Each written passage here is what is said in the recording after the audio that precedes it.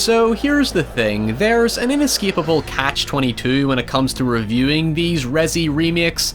On the one hand, it isn't entirely fair to compare them to their original counterparts or even to each other because at the end of the day they are still technically their own thing and should be treated as such, but on the other hand, comparing and contrasting are understandably inherent to adaptations because expectations and perceptions are inevitably defined by the emotional reaction the source material cultivated at the time, whether it be positive or negative. But the discourse surrounding Resident Evil 3 has been noticeably divisive. While critically it's been praised for its intense, efficient gameplay, vivid reimagining of Raccoon City, and generally speaking just being a solid follow-up to last year's brilliant Resident Evil 2, it has sparked its fair share of criticism for its short runtime and by replacing or removing elements from the original game.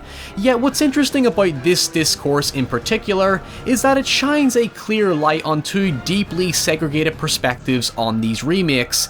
You have the die-hard Resi fans drunk on nostalgia, and those who are experiencing this series for the first time, or in my case, are more neutral on the matter due to indifference, or just not having the same emotional investment to scrutinize changes or omissions. Although across the board, I think the term disappointment is what many people are using to sum up RE3, not just solely related to the faithfulness of the game itself, but the value of the content overall. Honestly, I kinda had it in my head that releasing another RE remake just slightly over a year after the last game was a bit of a red flag already, in large part due to the fact that Capcom apparently planned to release 2 and 3 in the same package, and to make up for the lack of content in the separation of the third game, they decided to bundle in the Resistance multiplayer component, evident by the fact that on PS4 at least, you have to exit the main game to access the multiplayer. However, I sat on my thoughts for a while because usually my opinion begins to mold and mutate as the rush of emotions it filled me with begin to die down, and let me just put it out there, the Resident Evil 3 remake was an absolute blast to play.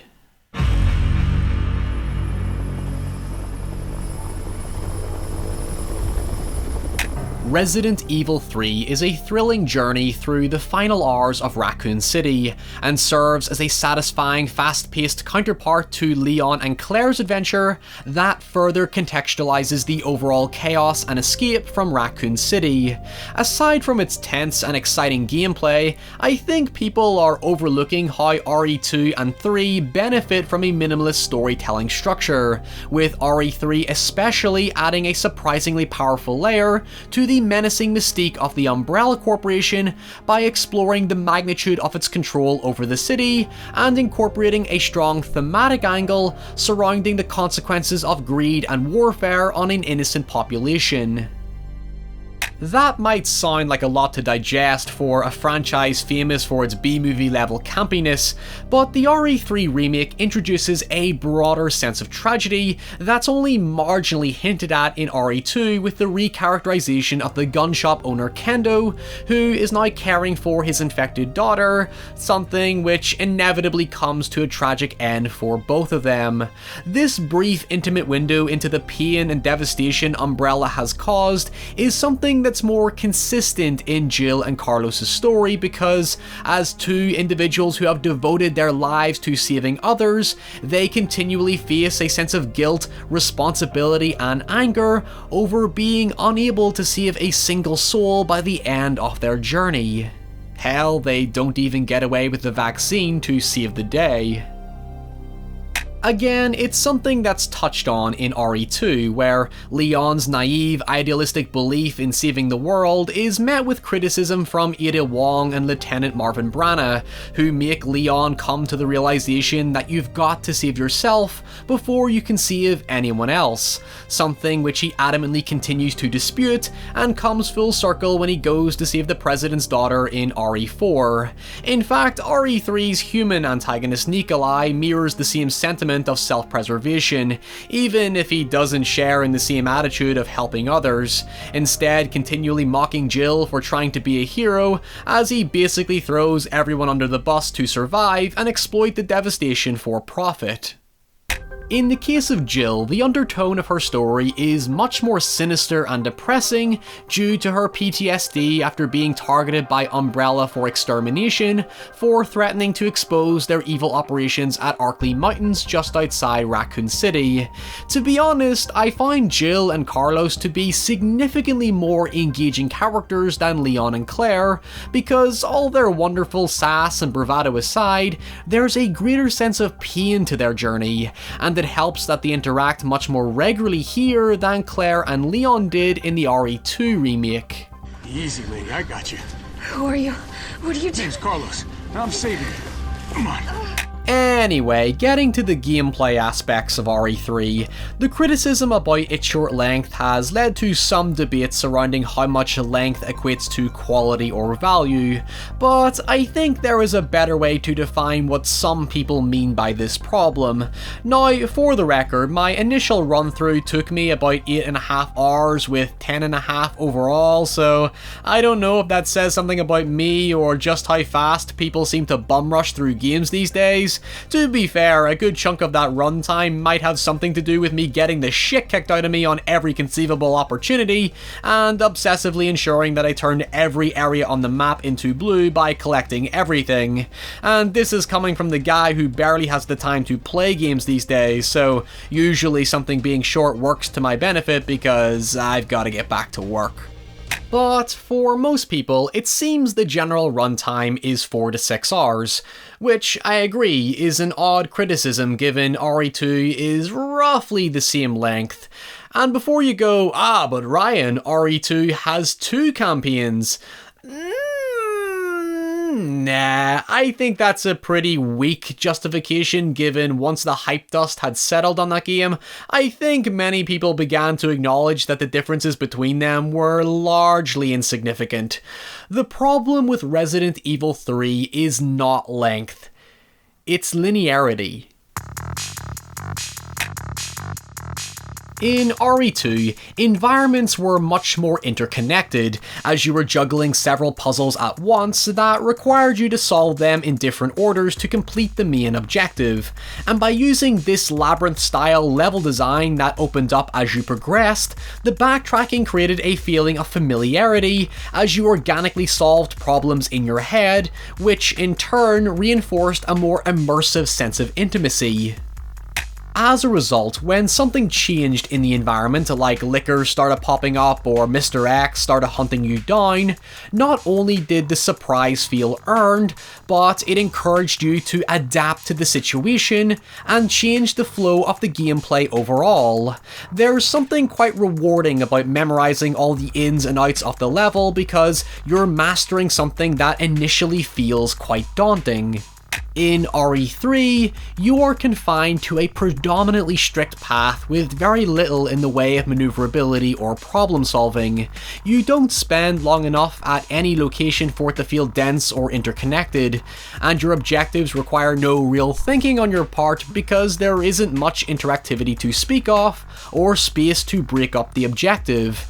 Every task is basically complete by just following the game's route to the one sole objective, and the only reason to deviate is for upgrades or resources.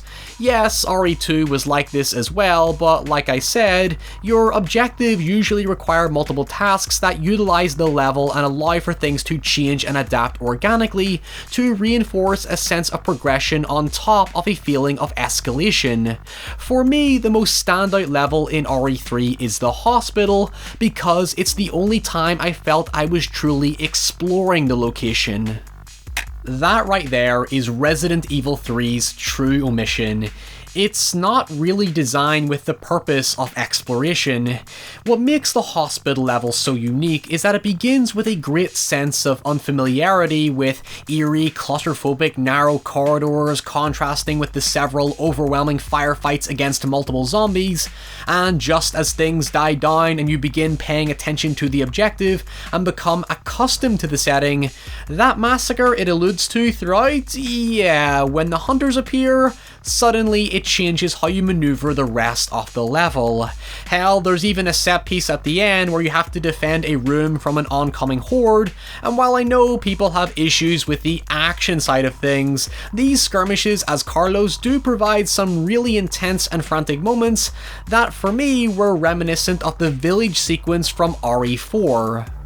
Going back to what I was saying about the lack of exploration, the goal of RE3 seems to be about perpetuating a more aggressive sense of urgency, and by keeping things moving, there's a greater adrenaline rush to it. However, it does come at the expense of feeling like you never get the time to absorb anything other than the hospital sequence, which slows things down because Carlos goes on a personal side mission to obtain a vaccine to cure Jill. I don't think the game is any less scary. When zombies grabbed me out of nowhere because I thought the coast was clear or I was distracted with something, it got me every single time. I was legitimately frightened for most of the game because the fear of death is so relentless, especially when some enemies can kill you in one hit.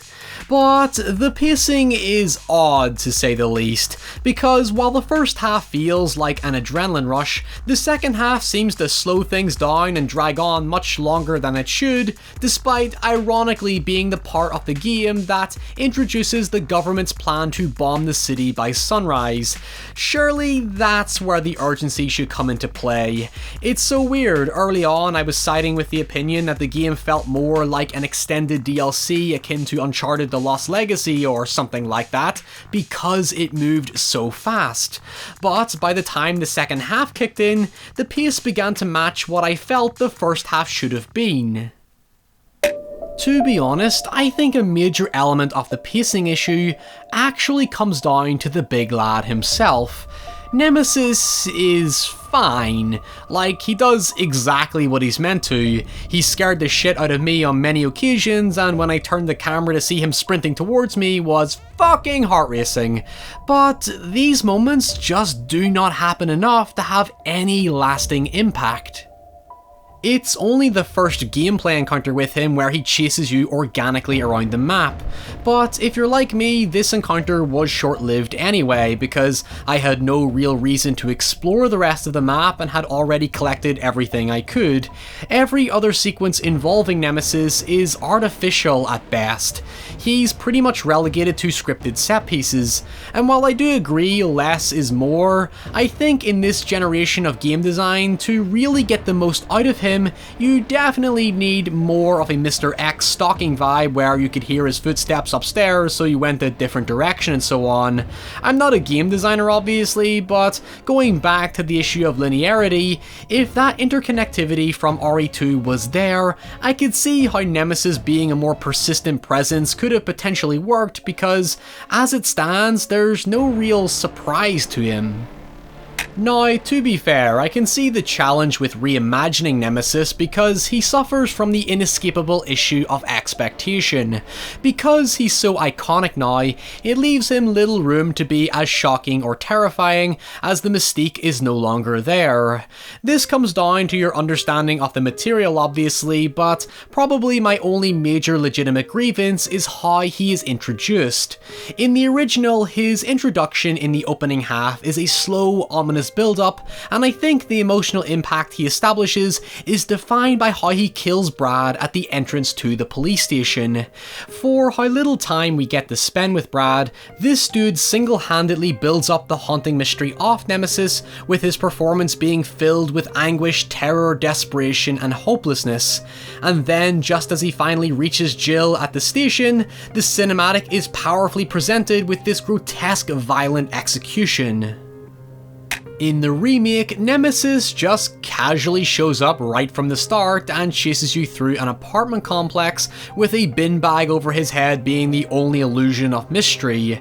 Yes, it's an exciting sequence with a great payoff, but because it leans heavier on the bombastic action side rather than subtle horror, your first impression of Nemesis just is not as provocative. Then when you meet Brad outside your apartment, both their reactions are pretty nonchalant as opposed to straight up terrified, it seems to surrender all its tension for the sake of bluntly getting to the point. I mean, being blunt is not a bad thing, but the big difference I feel between Mr. X and Nemesis is that one is meant to feel like a bioweapon, and the other is meant to feel like a monster. Granted, Nemesis' second form is a perfect encapsulation of this. To conclude, I think Resident Evil 3 is getting more grief than it deserves. I do agree it is not as well rounded as RE2's entire package, but the single player experience is still a thoroughly entertaining ride from start to finish. I didn't talk about the Resistance multiplayer because I think it's undercooked, unfinished, and boring as hell, so I have nothing to really add there. Of course, RE3 runs the risk of setting a bad precedent if these remakes continually limit their scope rather than build upon and upgrade from the original source material. Yet, as it stands, RE3 maintains a strong faithfulness to the series and its gradual reinvention moving forward. While I definitely would have loved more environmental density and a more complex Nemesis gameplay loop, I can't deny I felt satisfied with the experience as it is. And now the only thing left to do is go back and play RE2 again, and see how both games' narratives synergize as one.